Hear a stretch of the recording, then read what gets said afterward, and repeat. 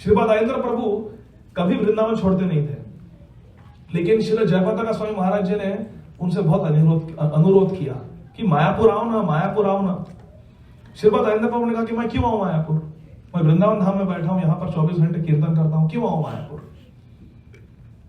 तो उन्होंने कहा, श्री जयपताका स्वामी महाराज जी ने कहा श्रीपाद आयेंद्र प्रभु से, दोनों गुरु बंधु है, भाई है, तो मिसअंडरस्टैंड मत करो, ये दो गुरु बंधुओं का कन्वर्सेशन है। तो श्रीपाद आयेंद्र प्रभु जी ने कहा मैं क्यों आऊं वृंदावन। श्री जयपताका स्वामी महाराज जी ने कहा क्यों, क्या प्रॉब्लम है, मायापुर और वृंदावन अभिन्न है, they are non different. Shripad आयेंद्र प्रभु ने कहा कि नॉन डिफरेंट है, लेकिन मैं ऑलरेडी वृंदावन में हूं, तो नॉन डिफरेंट क्यों, मैं ऑलरेडी वृंदावन में हूं, तो क्यों आऊं मायापुर। श्री जयपताका स्वामी महाराज जी ने कहा यहां पर राधा माधव है। श्रीपाद आयेंद्र प्रभु ने कहा यहां पर राधा श्याम सुंदर है। श्री जयपताका स्वामी महाराज जी ने कहा मेरे पास पंच तत्व है। श्रीपाद आयेंद्र प्रभु ने कहा मैं आ रहा हूं, मैं आ रहा हूं। तो आयेंद्र प्रभु निकले, कीर्तन मेला था, तो कुछ दिनों के लिए वहां पे कीर्तन करने के लिए निमंत्रण दिया था श्री जयपताका स्वामी महाराज जी ने। तो श्रीपाद आयेंद्र प्रभु प्रथम बार वृंदावन छोड़ के केवल कीर्तन मेले के लिए गए मायापुर। जब जा रहे थे दिल्ली एम्बेसडर कार में, वृंदावन से बाहर गए, दिल्ली जा रहे थे, आधे रास्ते में थे, देखा कि कार के अंदर, एम्बेसडर कार के अंदर एक मक्खी है। बोले रुको रुको रुको गाड़ी, वापस चलो, वापस चलो, वृंदावन की मक्खी है, कहीं ऐसा ना हो जाए कि दिल्ली में छूट जाए। हेली स्मेली दिल्ली, नहीं नहीं नहीं, ये धाम की मक्खी है। फिर से धाम में ले गए, दरवाजे खोले, एम्बेसडर के मक्खी को बाहर निकाला, फिर से बैठ के फिर आए वृंदावन। हरि बोल। ये है भक्ति, ये भाव है, ये कोई समझ नहीं पाता। जो भक्ति के मार्ग में है, जो साधक है, वो ये हृदय से समझने वाली बात है, कोई लॉजिक नहीं चलता इधर। अंतिम ये तीसरी चीज है तृप्तो भवति। तृप्तो भवति। जाते हैं फिर से वृंदावन धाम। तिरुपति को प्रणाम, अभी चलो वृंदावन धाम। वृंदावन धाम में कहा थे हम लोग? राधा दामोदर मंदिर में, राधा गोविंद मंदिर में, जहां पर हमारे रघुनाथ भट्ट गोस्वामी प्रतिदिन भागवत कथा करते हैं। ऐसा कहते हैं, ऐसा लिखा है हमारे शास्त्रों में, प्रतिदिन कई वर्षों तक राधा दामोदर मंदिर में हमारे 6 गोस्वामी, रूप सनातन, दास रघुनाथ, भट्ट जीवा और श्री रूप सनातन भट्ट रघुनाथ, श्री जीवा गोपाल भट्ट दास रघुनाथ, इच्छे गोसाई जपे ब्रजे कोई लवास, राधा कृष्ण नित्य लीला कोरिया प्रकाश। रूप गोस्वामी, सनातन गोस्वामी, जीव गोस्वामी, रघुनाथ दास गोस्वामी, रघुनाथ भट्ट गोस्वामी और गोपाल भट्ट गोस्वामी प्रतिदिन राधा दामोदर मंदिर में बैठकर नाम भजन करते हैं और भागवतम का श्रवण करते हैं। और श्री रघुनाथ भट्ट गोस्वामी भागवत पढ़ते हैं और सभी गोस्वामी लोग बैठकर सुनते हैं। एक दिन कुछ भक्त लोग वृंदावन आए और वो एक बहुत सुंदर रसिया गीत गा रहे थे। जब श्री जीव गोस्वामी, श्री रघुनाथ दास गोस्वामी ने गीत सुना, उन्हें बहुत पसंद आया। उन्होंने कहा कितना सुंदर ये रसमय भजन है, इसमें तो पूरी व्रज लीला है, किसने लिखा है? हमने कभी वृंदावन में सुना नहीं और ये ब्रज भाषा में है, किसने लिखा है? तो उन भक्तों ने कहा कि ये तो कोई दक्षिण भारत के भक्त है, उनका नाम है गदाधर भट्ट, उन्होंने लिखा है। तब श्री रघुनाथ दास गोस्वामी, श्री जीव गोस्वामी ने कहा कि कैसे संभव है, कोई वृंदावन नहीं आया, किसी ब्रज रसिक संत का सानिध्य नहीं मिला और इतनी सुंदर ब्रज रसिया की रचना की है इसने, इस भक्त को तो वृंदावन में होना चाहिए। तो श्री रघुनाथ दास गोस्वामी जी ने एक बहुत सुंदर श्लोक की रचना की। पढ़ू क्या? ठीक है।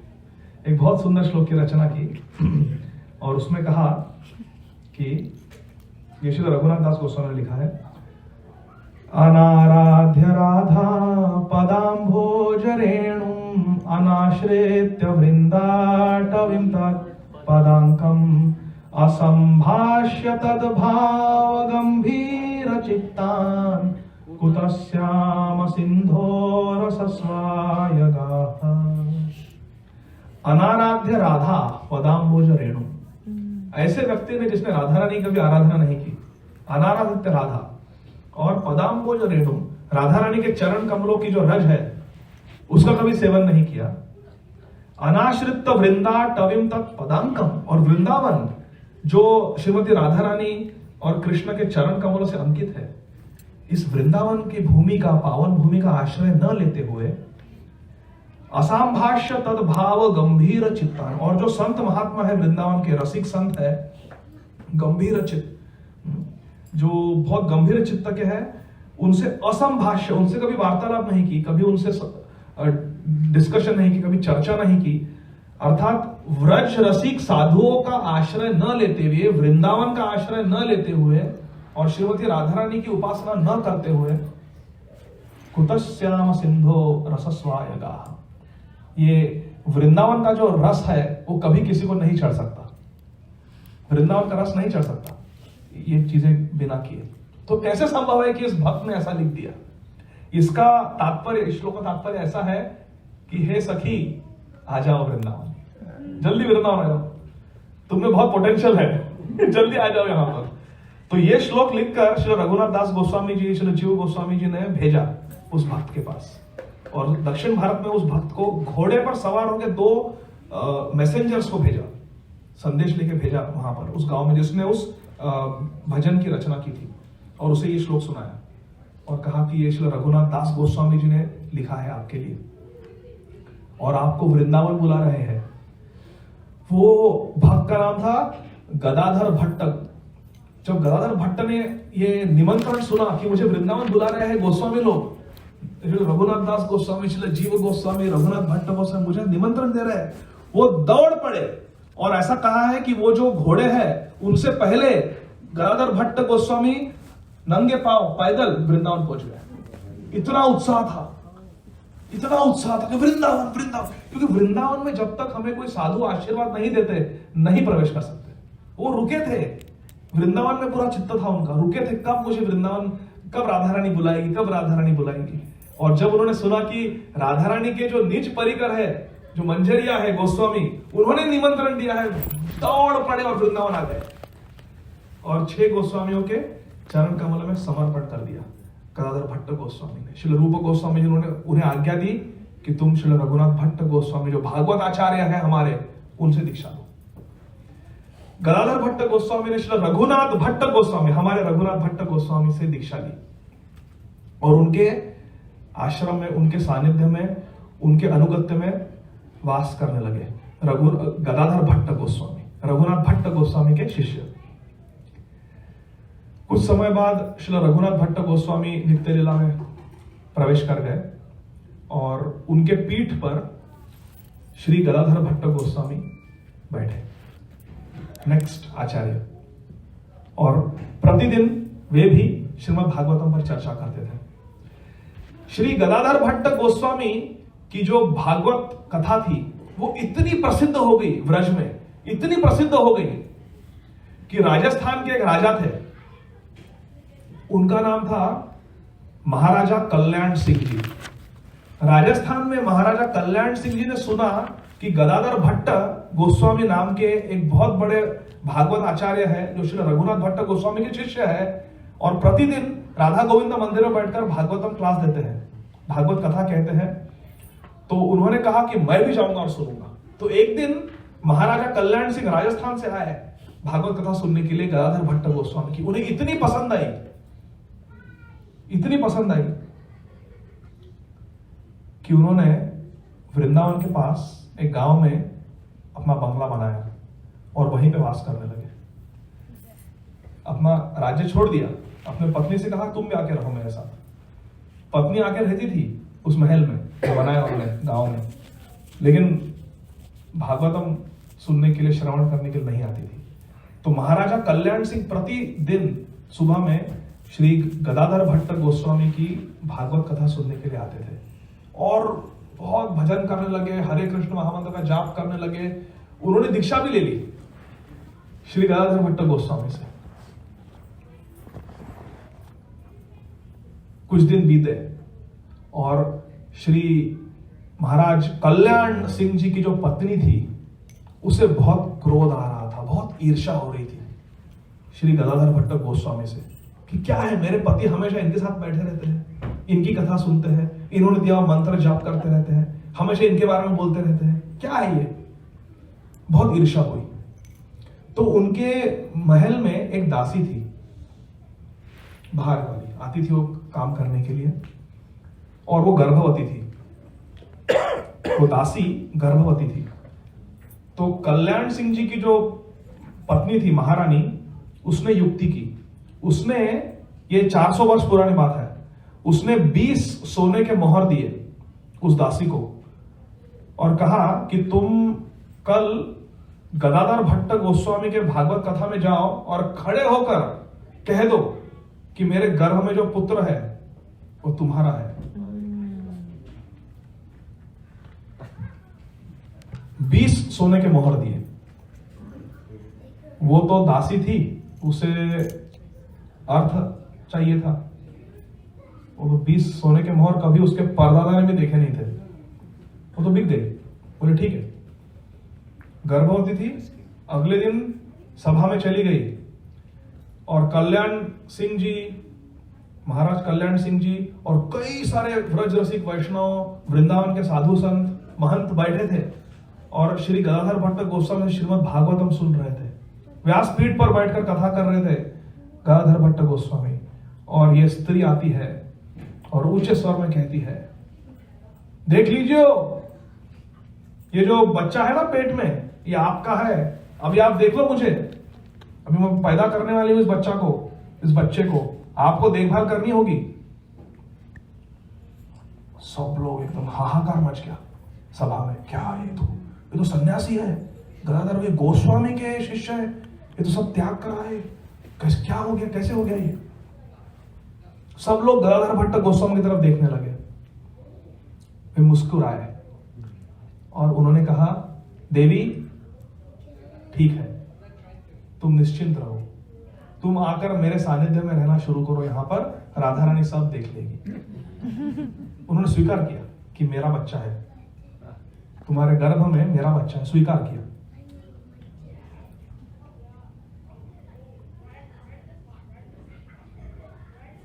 लेकिन सभा में एक राधा रमन दास नाम के ब्रजवासी थे। वो पहलवान थे, पहलवान थे, बहुत उनका तंदुरुस्त मस्कुलर शरीर था। उनसे देखा नहीं गया, ये तो बिल्कुल गलत है, ये ऐसे कैसे शांत रहे। वो उड़ गए, बोले तुम बाकी ब्रजवासी लोग तुम शांत रह सकते हो, लेकिन मैं शांत नहीं रहूं, ये अन्याय है। उन्होंने एक लाठी ली और जोर से जमीन पर मारी। उस स्त्री को नहीं मारा, जमीन पे मारा जोर से, काट आवाज हुआ। बोले सत्यवाद बताओ, तुम्हें कभी मैंने वृंदावन में देखा नहीं है आज तक, और श्री गदाधर भट्ट गोस्वामी कभी वृंदावन छोड़े नहीं है इतने सालों से, तुम कैसे आरोप लगाती हो, सत्य बात बताओ। तो उसने नीचे देखा। जो सत्य बोलता है वो तो बिल्कुल छाती तान के बोल सकता है सत्य बात क्या है, लेकिन जो झूठ बोलता है उसे शर्म आती है। तो उसने कहा चल किनारे हो जाए। उसे किनारे लेके गए और अकेले एकांत में पूछा, सत्य क्या है बताओ। मैं जानता हूं श्री गदाधर भट्ट गोस्वामी ने कभी आज तक जीवन में स्त्री संग नहीं किया है, सत्य बात बोलो, बहुत बड़ा वैष्णव अपराध कर रही हो तुम, तुम्हारे 7 पीढ़ियां तड़पेंगे अगर झूठ बोलोगे। तो डरा दिया उसको, उस दासी को। वो दासी कांपने लगी। उसने कहा, उसने साड़ी का पल्लू खोला और दिखाया 20 सोने के मोहर। बोले जो महाराजा कल्याण सिंह है, उनकी जो पत्नी है महारानी, उसने 20 सोने के मोहर दिए, आकर यहां पर सभा में झूठ कहने के लिए, झूठा आरोप लगाने के लिए मुझे कहा। तो मैं तो 20 मोहर के लिए बिक गई। उन्होंने कहा ठीक है, आजा सभा में चल। फिर से सभा में फिर से लेकर बोला, अभी सब जो मुझे बताया सत्य बात वो सभा में सबको बताओ। तो उस दासी ने बोल दिया कि मैं झूठ बोली हूं, मुझे ये जो महाराजा कल्याण सिंह है, इनकी पत्नी जो है महारानी, उसने 20 सोने के मोहर दिए, झूठ कहने को कहा, मैंने कह दिया, ये झूठ है, मैंने जो कहा वो। बहुत क्रोध आया महाराज कल्याण सिंह को, बहुत क्रोध आया। मेरी पत्नी ने मेरे गुरु महाराज के प्रति इतना बड़ा घोर अपराध किया, गर्दन काट दूंगा। उन्होंने मान से तलवार निकाली और आदेश दिया, जाके लेके आओ मेरी पत्नी को, आज यहीं पर उसकी गर्दन काट दूंगा। इतना बड़ा वैष्णव अपराध, इतना बड़ा अन्याय। तो क्या हुआ, मेरी पत्नी है। अगर कोई साधारण व्यक्ति ऐसा अपराध करता है तो मैं मृत्यु शिक्षा दंड दूंगा ना, तो मेरी पत्नी है तो कोई बात नहीं, अभी उसको काट देता हूं। इतना बड़ा वैष्णव अपराध किया उसने। श्री गदाधर भट्ट गोस्वामी ने कहा, शांत हो जाओ, शांत हो जाओ। क्यों इतना क्रोध करते हो? इतना सत्संग सुने हो मुझसे, इतनी भागवत कथा सुने हो मुझसे, क्यों क्रोध करते हो? कभी सुना नहीं है क्या? काम एष क्रोध एष रजोगुण समुद्भव महाशनो महापाप्मा वेद्यनाम इह वैरिणा। काम और क्रोध तो वैरी है। त्रिविधम नरकाशेदम द्वारम नाशनम आत्मना काम क्रोधस्तथा लोभस्तस्मादेतत्रयं त्यजेत्। काम क्रोध लोभ का त्याग कर देना चाहिए। क्यों इतना क्रोध कर रहे हो सभा में? गुरु महाराज, क्रोध नहीं तो क्या? जो भगवत द्वेषी लोग हैं उनसे क्रोध तो करना चाहिए, शास्त्र में कहा है। इतना बड़ा वैष्णव अपराध किया मेरे पति ने, क्रोध नहीं करूं तो क्या करूं? अब ध्यान से सुनिए प्रिय भक्तों, श्री गदाधर भट्ट गोस्वामी ने कहा क्रोध करना चाहिए, लेकिन क्रोध उस पर करना चाहिए जिसकी गलती है। गुरु महाराज, गलती मेरी पत्नी की है, उसने 20 सोने के मोहर दिए और झूठ कहने को कहा इस दासी को। गलती मेरे पत्नी की है, उसे दंड देना चाहिए। मैं न्याय जानता हूं, न्याय सीखा हूं, मैं राजा हूं। गलती मेरे पत्नी की है, इसलिए पत्नी के प्रति क्रोध कर रहा हूं। श्री गदाधर भट्ट गोस्वामी ने कहा कि नहीं, गलती तुम्हारे पत्नी की नहीं है। महाराजा कल्याण सिंह ने कहा, तो क्या गलती इस दासी की है? इसकी गर्दन काटूं? अभी मान से तलवार निकली है, वो किसका गला काट के अंदर जाएगी। इस दासी का गला काटूं क्या? किसकी गलती है? दासी की गलती है? बताइए मुझे। बोले नहीं, गलती दासी की भी नहीं है। महाराजा कल्याण सिंह ने कहा, तो गलती किसकी है? आप बताइए, गलती किसकी है? बताइए गलती किसकी है? श्री गदाधर भट्ट गोस्वामी जी ने कहा, गलती आपकी है। हरे कृष्ण। बोले गलती मेरी है, रिश्वत मेरे पत्नी ने दी, झूठ वो दासी बोली, गलती मेरी है। बोले हाँ, गलती आपकी है। अगर गर्दन काटनी है तो आपकी ये जो गलती है ना, उस गलती की गर्दन काटो। बोले क्या गलती है बताओ गुरुदेव, बताइए क्या गलती है? ध्यान से सुनना।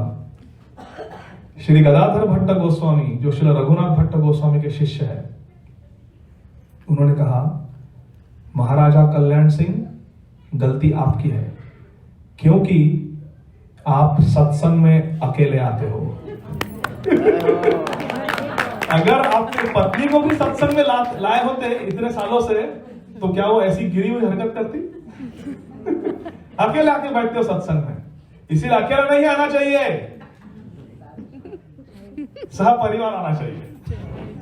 हर सैटरडे को सह परिवार आना चाहिए, माता पिता बच्चे सबको आना चाहिए यहाँ पर। आपने तो सत्संग कराने के लिए सह परिवार लिया है आप। हरे कृष्ण। सबको साथ में आना चाहिए, हरि कथा सुननी चाहिए, हरि नाम कीर्तन करना चाहिए हर सैटरडे को। तो ये है तृप्तो भवति। देखिए, भौतिक जगत में हम देखते हैं, हमारे संसार में देखते हैं, कोई गलती करता है फिर भी कहता है नहीं मैंने नहीं किया, आई एम नॉट गिल्टी। ये सारे लॉयर्स है ना, वकील, क्या करते हैं? दोषी को निर्दोष साबित करते हैं। यहां पर श्री गदाधर भट्ट गोस्वामी निर्दोष है, लेकिन दोष स्वीकार कर रहे हैं। इतना बड़ा दोष स्वीकार कर रहे हैं। पूरे जग में उनकी जीतू होती थी, कोई बात नहीं। इसे कहते हैं तृप्तो भवति। जो सही में जिसे कृष्ण प्रेम की प्राप्ति हुई है, उसे मान, प्रतिष्ठा, सम्मान कुछ नहीं, कुछ नहीं। पूरे तृप्त होते हैं, वो तृप्त होते हैं। उनमें कोई द्वेष नहीं होता, कोई क्रोध नहीं होता, बिल्कुल शांत होते हैं। इसे कहते हैं तृप्तो भवति। जैसे गदाधर भट्ट गोस्वामी, इतना बड़ा आरोप, झूठा आरोप स्वीकार कर ली, तृप्तो भवति। तो ये है भक्ति के लक्षण, प्रेमा भक्ति के लक्षण जो हमारे आचार्य हमें सिखाते हैं। बहुत शांत होते हैं भक्त स्वभाव से। श्रील प्रभुपाद जी कलकत्ता में भागवत कथा कर रहे थे बहुत बड़े पैंडॉल में, जैसे मुंबई में पैंडॉल फेस्टिवल किया था ना, उसी प्रकार कलकत्ता में ऑर्गेनाइज किया था बाद में। और वहां पे जो माओवादी लोग थे ना, माओइस्ट्स, उन्होंने कम्युनिस्ट लोगों ने अटैक किया। बंगाल में कम्युनिस्ट लोग काफी है। उन्होंने अटैक किया, तलवार और बंदूकें लेके प्रभुपाद जी के पंडाल में चले गए जहां प्रभुपाद जी कथा कर रहे थे, और गंदे गंदे गालियां देने लगे प्रभुपाद को। बोले अभी आ रहे हैं हम स्टेज पर, तुम्हें काट देंगे, मार देंगे। श्री प्रभुपाद जी कथा कह रहे थे, उन्होंने आंखें नेत्र बंद किए, भगवान कृष्ण का स्मरण किया और कहा, चिंतामणि प्रखर सद्मशु कल्प वृक्ष लक्ष्मत्रेषु सुरभिरभिपालयन्तम् लक्ष्मी सहस्रशत संभ्रम सेव्यमानम् गोविन्दमादि पुरुषं तमहं भजामि। ब्रह्म संहिता के जो श्लोक है उनका आंखें बंद करके श्रील प्रभुपाद लीलामृत में वर्णन है इसका। गोविंदमादि पुरुषम के जो सुंदर सुंदर श्लोक है, ब्रह्म संहिता के प्रेयर्स श्रील प्रभुपाद जी उच्चारण करने लगे, ध्यान करने लगे। माओवादी बैठ गए, उन्होंने चेयर्स उठाए थे फेंकने के लिए स्टेज पे, वो चेयर्स नीचे रख के बैठ गए और सुनने लगे। प्रभुपाद जी का शुद्ध नाम, हरिनाम सुनकर उनका हृदय परिवर्तित हो गया, बैठ गए। इतना बड़ा आक्रमण श्रील प्रभुपाद जी पर, लेकिन प्रभुपाद जी एकदम शांत थे। श्री राधा गोविंद गोस्वामी महाराज एक दिन कथा कर रहे थे बिहार में। उस समय बिहार में बहुत क्राइम था, बहुत गुंडे लोग थे। श्री राधा गोविंद महाराज जी कथा कर रहे थे और कथा में अचानक गुंडे आ गए रिवॉल्वर पिस्टल लेके, और उन्होंने, सब भक्त लोग ऐसे बैठे थे, बिल्कुल सब डर गए। और श्री राधा गोविंद महाराज एकदम निडर, भजहु रे मन श्री नंदन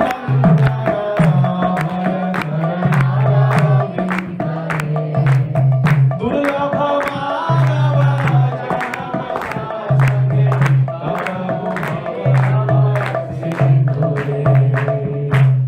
श्री राधा गोविंद महाराज मंच पर बैठे थे, व्यास आसन पर बैठे थे, पुष्पों की माला थी ऐसी, माला की झोली थी, पता नहीं अंदर क्या सोना रखा है, क्या रखा है। उन लोगों, गुंडों को क्या पता, वो तो डाकू लोग हैं। उन्हें लगा कि सबसे अधिक धन इनके पास है, क्योंकि ये स्पेशल सीट पर बैठे हैं, सबसे धनी यही है। उन्होंने बंदूक निकाली, श्री राधा गोविंद महाराज की तरफ पॉइंट की, सत्य घटना बता रहा हूं आपको, और कहा जो कुछ है निकालो, जो कुछ है दो हमको। श्री राधा गोविंद महाराज एकदम शांति से कहा, बैठ जाओ, वही तो कर रहा हूं वही तो कर रहा हूं, बैठ जाओ, जो सबसे मूल्यवान चीज है वही दे रहा हूं, बैठो और सुनो। बैठ गए वो लोग हरि बोल। इसे कहते हैं तृप्तो भवति, एकदम तृप्त, एकदम शांत, एकदम सेटिस्फाइड। मारो भी राखो भी जो इच्छा तुम्हार, नित्य दास प्रति तुआ। श्रील प्रभुपाद की जय। जगत गुरु श्रील प्रभुपाद की जय। श्री चैतन्य चरितामृत की जय। गौड़ीय गुरु वर्ग की जय। गौर प्रेमानंदी। हरि हरि बोल। बहुत बहुत धन्यवाद। हरे कृष्ण।